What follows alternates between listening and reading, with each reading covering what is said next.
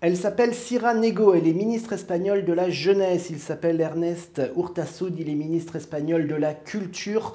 Ils ont été nommés en début de semaine et les deux font polémique car ils refusent de considérer le Hamas comme une organisation terroriste. En tous les cas, ils ont voté contre la résolution du Parlement européen lorsqu'ils étaient, il y a quelques semaines encore, députés européens. Donc une nouvelle polémique entre l'Espagne et Israël, d'autant plus que Pedro Sánchez avant-hier est allé à Jérusalem pour enfin rencontrer le Premier ministre israélien Benjamin Netanyahou. Je dis enfin car Pedro Sánchez est le dernier chef de gouvernement en Europe à se rendre en Israël. Il a attendu plus d'un mois avant d'y aller pour s'entretenir avec son homologue, preuve du malaise. Et en plus, une fois sur place, Pedro Sánchez a tenu un discours très pro-palestinien devant Benjamin Netanyahou, rappelant que la volonté de l'Espagne, c'est la création d'un État palestinien. Et il a également été très dur dans cette guerre en prenant fait et cause pour les Palestiniens, en expliquant devant Benjamin Netanyahou qu'Israël n'arrivait pas à discerner les civils des terroristes et que les bombes font un carnage littéralement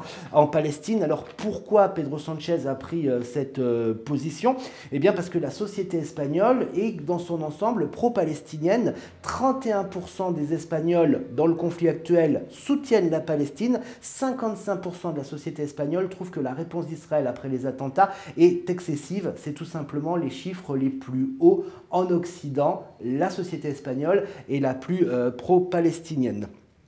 On peut également imaginer qu'au vu de la situation politique intérieure, où Pedro Sánchez n'a pas de majorité pour gouverner, il a fait un accord avec les indépendantistes, mais ça va être très dur de passer des lois sur l'économie, sur le travail, pour réformer l'Espagne.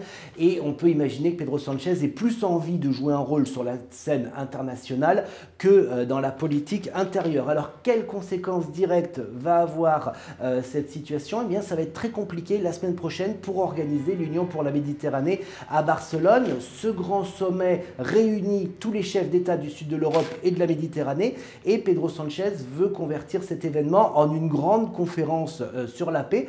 Il souhaitait réunir les Palestiniens et les Israéliens à Barcelone pour entamer un processus de paix. Au vu des relations entre l'Espagne et Israël, ça va être très compliqué d'arriver à cet objectif.